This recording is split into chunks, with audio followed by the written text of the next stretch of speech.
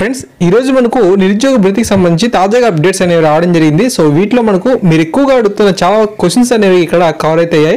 So వాటిని ఈరోజు మనం పూర్తిగా పరిశీలిద్దాం. సో వీడియోని స్కిప్ చేయకుండా చూడండి. ఫ్రెండ్స్ ఫస్ట్ మనకు ఇక నిరుద్యోగ భృతికి సంబంధించి ఆన్లైన్ రిజిస్ట్రేషన్స్ అనేవి ఎక్కడ స్వీకరిస్తున్నారంటే UNSM.AP.gov.in అనే వెబ్సైట్లో మనకి ఇక నిరుద్యోగ భృతికి సంబంధించి ఆన్లైన్లో రిజిస్ట్రేషన్స్ అనేవి స్వీకరిస్తున్నారు. సో ఇది ఏ విధంగా చేయాలి అనేది మీకు ఇంకా డౌట్స్ కనుక ఉంటే ప్రీవియస్గా నేను ఆల్రెడీ వీడియో చేశాను. సో మొత్తం స్టెప్ బై స్టెప్ ఎక్కడ డౌట్స్ కూడా మీకు రావు. ఒకవేళ వచ్చినా నాకు కింద కామెంట్ సెక్షన్లో కామెంట్ చేయండి, తప్పకుండా మీకు రిప్లై అనేది ఇస్తాను అనమాట. ఓకే, సో ఆ యొక్క వెబ్సైట్లోకి మీరు వెళ్ళాలనుకుంటే నేను చేసిన వీడియోలో మీరు చూడాలనుకుంటే ఈ వీడియో డిస్క్రిప్షన్లో కూడా ఆ యొక్క లింక్ ఇచ్చాను. ఆ యొక్క లింక్ని క్లిక్ చేస్తే నా ప్రీవియస్ వీడియోలోకి వెళ్ళి మొత్తం స్టెప్ బై స్టెప్ మీరు వివరణ అంతా పొందుతారు. సో తప్పకుండా వీడియో మాత్రం మిస్ కాకుండా చూడండి. ఓకేనా. సో తర్వాత మనకి ఏంటంటే ప్రారంభం అని చెప్పి ఈ నెల 14 ఇచ్చారు. గవర్నమెంట్ వాళ్ళు ఈ యొక్క వెబ్సైట్ని ఆల్రెడీ ఎప్పుడో లాంచ్ చేశారు. బట్ ఏంటంటే అఫీషియల్గా ఈ నెల 14 నుంచి లాంచ్ చేస్తున్నారు. మరి ఎందుకు ఆల్రెడీ లాంచ్ చేసి మళ్ళీ అఫీషియల్గా లాంచ్ చేయడం ఏంటి అని మీరు అడగొచ్చు.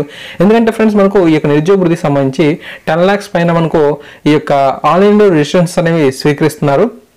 అందువల్ల ఏంటంటే ముందుగా ఏంటంటే చాలా మందికి ఏంటంటే టెస్టింగ్ అనేది చేస్తున్నారని చెప్పుకోవచ్చు. ఇక్కడ ప్రాబ్లం ఏమవుతుందంటే చాలా మంది అప్లై చేసుకునేటప్పుడు తమకు అర్హతలు అనేవి ఉన్నప్పటికీ కూడాను తీసుకోవడం లేదు. కొంతమందికి ఫొటోస్ అప్లోడ్ చేస్తుంటే ఫొటోస్ తీసుకోవడం లేదు. ఆధార్ కార్డ్ నెంబర్ ఎంటర్ చేస్తుంటే మిస్టేక్ అని వస్తుంది.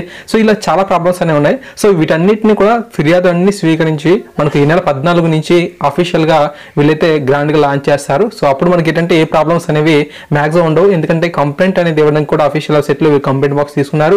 1100 కాల్ చేసిన సరే మీకు అక్కడ సమాచారం అనేది చెప్పడం అయితే జరుగుతుంది. ఓకే, సో నెక్స్ట్ క్వశ్చన్ ఏంటంటే మనకు ఏజ్ లిమిట్ ఎంత ఇచ్చారంటే 22 నుంచి 35 ఏళ్ల వయసు అనేది ఇవ్వడం అయితే జరిగింది.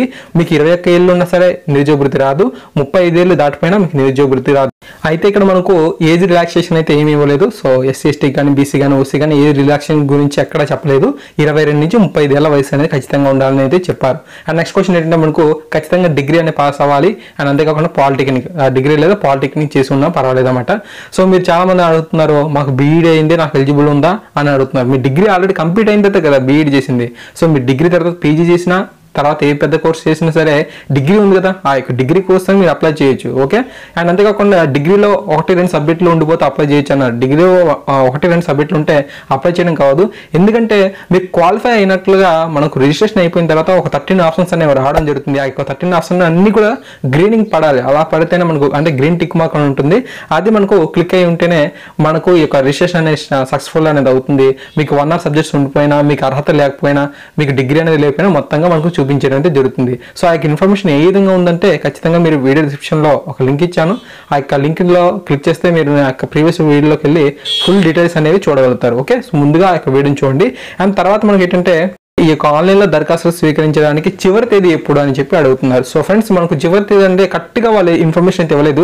ఎందుకంటే మనకు ఇంతమంది ఎక్కువగా అప్లై చేసేటప్పుడు వెబ్సైట్ అనేది చాలా వరకు కూడా క్రాక్ అయ్యే అవకాశాలు అయితే ఉంటాయి. సో ప్రీవియస్గా ఒకసారి లాంచ్ చేసినప్పుడు కూడా వెబ్సైట్ అనేది క్రాక్ అయింది. సో అందువల్ల ఏంటంటే గవర్నమెంట్ వాళ్ళు ఈ యొక్క కరెక్ట్గా డేట్ అనేది చెప్పలేదు. సో వారి యొక్క టార్గెట్ ఏంటంటే 10 lakhs మెంబర్స్ని ఖచ్చితంగా ఈ యొక్క రిజిస్ట్రేషన్స్ అనేవి సక్సెస్ఫుల్గా చేసుకోవాలని వాళ్ళు టార్గెట్ అయితే పెట్టుకున్నారు. సో కానీ వీళ్ళు చివరి తేదీ చెప్పలేదు, కానీ ఆ యొక్క మ్యాక్సిమం సమయానికి సంబంధించి ఇన్ఫర్మేషన్ అయితే ఇచ్చారు. సో September 14th మనకు ఇది లాంచ్ అవుతుంది. September 14th నుంచి 2 to 3 weeks వరకు ఈ యొక్క ఆన్లైన్లో రిజిస్ట్రేషన్స్ అనేవి స్వీకరిస్తాం అని చెప్పి చెప్పడం అయితే జరుగుతుంది.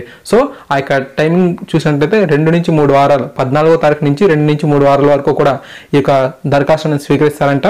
సో సెప్టెంబర్ నెల మొత్తం కూడా ఈ యొక్క దరఖాస్తులు అయితే ఉంటాయి. సో ఖచ్చితంగా మీరు అప్లై చేసుకోండి. సో ఇప్పుడైనా సరే పర్వాలేదు. ఓకే, ఇప్పటి నుంచి మీరు అప్లై చేసుకున్నా మీకు యాక్సెప్ట్ అయితే ఓకే, యాక్సెప్ట్ కాకపోతే September 14th అప్డేట్స్ వరకు కూడా మీరు వెయిటింగ్ అయితే చేయాల్సి అయితే ఉంటుంది. నెక్స్ట్ పాయింట్ ఏంటంటే మనకు ఇలా అప్లై చేసిన తర్వాత సో సక్సెస్ఫుల్ అయిపోయిన వారికి ఎప్పుడు మనీ పేమెంట్ అనేది ఇస్తారు అంటే October 2 నుంచి కూడా మనకు చెల్లింపు అనేది ఉంటుందట. సో October 2 మనకు గాంధీ జయంతి. సో అప్పుడే మనకు ఈ యొక్క దరఖాస్తు చేసుకున్న ప్రతి ఒక్కరు కూడా వారి యొక్క బ్యాంక్ అకౌంట్లోకి అమౌంట్ అనేది వెళ్ళిపోతుంది. సో ఓకే, ఆ యొక్క అమౌంట్ మీరు తీసుకోవచ్చు అనమాట. ప్రతి అర్హుడైన నిరుద్యోగి కూడా మనకు ₹1000 అనేది వీళ్ళైతే మనీ పేమెంట్ ఇస్తారు. అండ్ అంతేకాకుండా మీకు ప్రైవేట్ జాబ్స్ కూడా వీరైతే ఇవ్వడం అనేది జరుగుతుంది. సో మంచి ట్రైనింగ్ కూడా వీళ్ళైతే ఇస్తారంట. దానికి సంబంధించి పూర్తి ఇన్ఫర్మేషన్ వీడియోలతో సహా వెబ్సైట్లో వీళ్ళైతే ఇవ్వబోతున్నట్లుగా తాజాగా సమాచారం అనేది ఉండడం జరిగింది. సో ఇప్పుడు మనకు వెబ్సైట్ ని చూస్తే ఇంకా లేవు, వీటన్నిటిని కూడా వీళ్ళైతే రెడీ చేసినట్లుగా సమాచారం అయితే ఉందన్నమాట. సో ఓకేనా, ఈ విధంగా మనకు ఇన్ఫర్మేషన్ అయితే ఉంది. సో చాలా మందికి ఏంటంటే అభ్యర్థుల రిజిస్ట్రేషన్ అనేది సక్సెస్ఫుల్ అవడం లేదు. సో చాలా మంది డిగ్రీ కంప్లీట్ చేసినప్పటికీ కూడా డిగ్రీ అనేది ఇంకా కంప్లీట్ అవ్వనట్టు చూపిస్తుంది. స్కాలర్షిప్ తీసుకోకపోయినా స్కాలర్షిప్ తీసుకున్నట్లుగా చూపిస్తుంది. వైట్ కార్డు ఉన్న వైట్ కార్డు లేనట్టుగా చూపిస్తుంది. అండ్ అంతేకాకుండా ఎవరైనా గవర్నమెంట్ జాబ్ ఎంప్లాయ్ కాకపోయినా సరే ఇంట్లో గవర్నమెంట్ జాబ్ ఎంప్లాయ్గా ఉన్నట్లుగా సమాచారం చూపిస్తుంది కదా. ఇక్కడ మనకు పూర్తిగా సమాచారం అనేది రాలేదు. సో ఇప్పటి వరకు కూడా ఏపీలో కొన్ని యూనివర్సిటీకి సంబంధించి డేటా మొత్తాన్ని వీళ్ళైతే కలెక్ట్ చేశారు. సో ఆ యొక్క డేటా సంబంధించి మాత్రం ఇన్ఫర్మేషన్ చూపిస్తుంది. సో ఇప్పుడు చాలా మంది ఏంటంటే మన రాష్ట్రం విభజన కాకముందు సో తెలంగాణలో కూడా చాలా మంది చదువుకున్నారు. సో ఇతర రాష్ట్రాలు కూడా మనకు చదువుకోవడానికి జరిగింది. సో వాళ్ళు ఆ యొక్క డిగ్రీ పట్టుకుని వచ్చి ఇక్కడ నెంబర్ కొడుతుంటే చూపించడానికి తెలియదు అనమాట. సో దానికి సంబంధించి కూడా డేటాను మొత్తాన్ని కూడా వీళ్ళైతే కలెక్ట్ అనేది చేస్తున్నారంట. సో దానికి సంబంధించి కేంద్రం నుంచి కూడా వీళ్ళు ఇన్ఫర్మేషన్ అయితే అడుగుతున్నారు. సో దానికి సంబంధించి కూడా యాక్సెప్ట్ అవ్వాలి. సో మొత్తం అన్ని ఇలాగా ప్రక్రియ అంతా పూర్తవడానికి సెప్టెంబర్ 14 వరకు అయితే సమయం అయితే పడుతుంది. ఓకే ఫ్రెండ్స్, నెక్స్ట్ మనం పరిశీలన చేసినట్లయితే వీటికి అప్లై చేసుకోవడానికి అంటే ఆన్లైన్ లో రిజిస్ట్రేషన్ అవ్వడానికి మనీ ఏమైనా పే చేయాలని అడుగుతున్నారు. ఫ్రెండ్స్, ఒక్క పైసా కూడా మీరు చెల్లించాల్సిన అవసరం అయితే లేదు. సో మీరు ఫ్రీగానే చేయొచ్చు. మీ దగ్గర కంప్యూటర్ ఉంటే కంప్యూటర్లో ఖచ్చితంగా మీరు ఫ్రీగా అయితే చేసుకోవచ్చు. లేదంటే మీ సేవ దగ్గరికి వెళ్ళినట్లయితే మీ ప్రాంతాల్లో ఉంటాయి కదా మీ సేవస్, ఆ మీ సేవలకు వెళ్ళినట్లయితే ఫ్రీగా మనకు వాళ్ళైతే చేస్తారు. ఒక్క పైసా కూడా తీసుకోవాలని చెప్పి గవర్నమెంట్ వాళ్ళైతే చెప్పడం అయితే జరుగుతుంది. ఒకవేళ కనుక ఎవరైనా అమౌంట్ కనుక అడిగినట్లయితే కంప్లైంట్ అనేది చేయొచ్చు. అక్కడ మనకు మీ సేవ దగ్గరే నంబర్స్ అనేవి ఉంటాయి కాబట్టి కంప్లైంట్ అనేది చేయొచ్చు. ఈ అమౌంట్ అనేది తీసుకోవాలని చెప్పి వీళ్ళైతే ఖచ్చితంగా మనకు తెలుపుతున్నారు. సో ఈ విధంగా మనకు ఇన్ఫర్మేషన్ అయితే ఉంది. అండ్ ఇలాగ మనం చూసినట్లయితే ఫ్రెండ్స్, మనకు 2000 సంవత్సరం నుంచి ఎవరైతే మనకు డిగ్రీస్ అనేది చేశారో, ఓకే 2000 ముందు అయితే మనకు చెప్పలేదు. సో 2000 సంవత్సరానికి పైన ఎవరైతే డిగ్రీస్ అనేది చేశారో వారికి సంబంధించిన డేటా మొత్తాన్ని కూడా కలెక్ట్ చేసినట్లుగా ఇన్ఫర్మేషన్ అయితే ఉంది. సో ఈ విధంగా మనకి ఏంటంటే గవర్నమెంట్ వాళ్ళు సో ఈ యొక్క డిసిషన్ అనేది తీసుకున్నారు. సో అన్ని యూనివర్సిటీల నుంచి డేటా మొత్తాన్ని కలెక్ట్ చేసుకొని అలాగా మీరు క్లిక్ చేసిన తర్వాత మీకు మీ యొక్క డీటెయిల్స్ అనేవి వచ్చేస్తాయి. మీకు అన్ని అర్హతలు ఉన్నప్పటికీ కూడా మీరు డిగ్రీలో మీ యొక్క హాల్ టికెట్ నెంబర్ కానీ రిజిస్ట్రేషన్ నెంబర్ కానీ టైప్ చేసి ఉంటే చూపించడం లేదు. సో అలా ఎందుకు జరుగుతుందంటే గవర్నమెంట్ వారు ఇంకా వెబ్సైట్లో ఆ యొక్క డేటాను మొత్తం కలెక్ట్ చేయకపోవడం వల్ల అలా మిస్టేక్ అయితే అవుతుంది. ఇక్కడ మనకు వెబ్సైట్ గురించి పూర్తిగా ఈరోజు ఈనాడు పేపర్లో ఆర్టికల్ అయితే రాశాడు. కావాలంటే మీరు ఈనాడు పేపర్ని అయితే కొనుక్కొని చదువుకోండి. ఓకే, సో ఈ విధంగా ఇన్ఫర్మేషన్ అయితే ఉంది. సో అన్ని యూనివర్సిటీల నుంచి డేటాను మొత్తాన్ని కలెక్ట్ చేయడం అనేది చాలా పెద్ద ప్రాసెస్ అనేది అవుతుంది. సో ఇతర స్టేట్స్లో కూడా చాలా మంది డిగ్రీస్ అనేది చేశారు. ఓకే, వాళ్ళకి సంబంధించిన డేటాను కూడా కలెక్ట్ చేసుకోవాలి. సో కేంద్రం నుంచి కూడా ఆధార్కి సంబంధించిన ఇన్ఫర్మేషన్ కావాలి. సో ఇలా చాలా ఎక్కువ డేటా అనేది ఉంది. సో వాటన్నిటిని మనకి లైవ్లో చూపిస్తారు. అంటే మన యొక్క రిజిస్ట్రేషన్ నెంబర్ అంటే మన యొక్క ఆధార్ నెంబర్ టైప్ చేయగానే ఓటీపీ అనేది వస్తుంది. ఓటీపీ ఎంటర్ చేయగానే మన ఫుల్ డీటెయిల్స్ అనేవి మనకి ఎలిజిబుల్ ఉందా లేదా అనే ఇన్ఫర్మేషన్ అనేది వీరు వెంటనే చూపించడం జరుగుతుంది. ఇలా వెంటనే చూపించడానికి కేంద్రం నుంచి అయితే అనుమతులు అంటే కావాలంట. సో దానికి సంబంధించి వెబ్సైట్ అనేది ఇలాగ చేసినట్లయితే హ్యాకింగ్ అయ్యే అవకాశం ఉన్నట్లుగా కేంద్రం కూడా హెచ్చరిస్తుంది. బట్ వీటన్నిటిని మేము తట్టుకునే సామర్థ్యం అనేది మాకు ఉంది, మేము మంచి సాఫ్ట్వేర్ని క్రియేట్ చేసామని చెప్పి వీళ్ళైతే చెప్తున్నారు.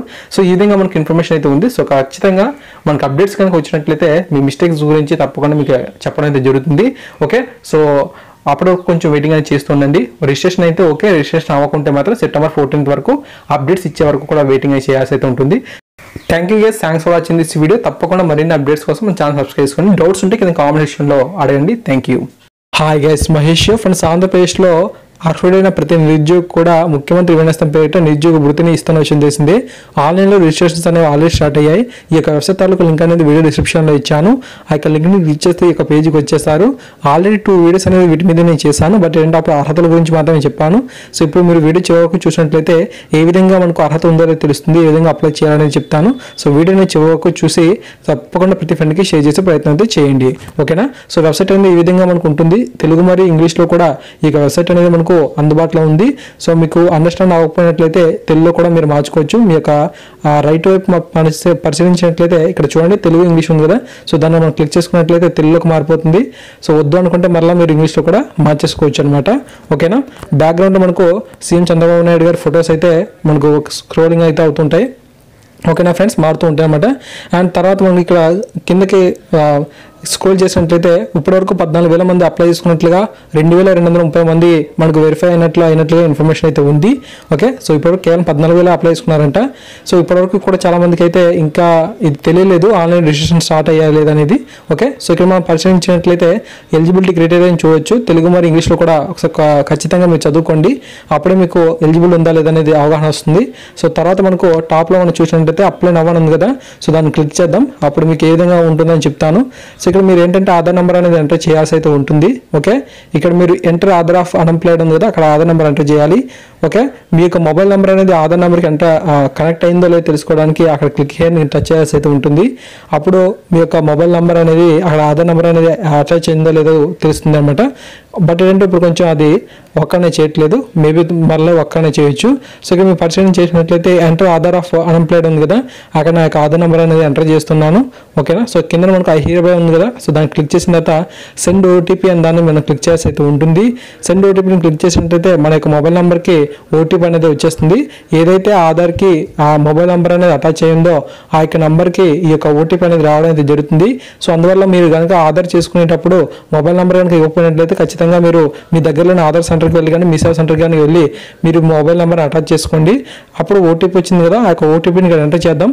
మనకు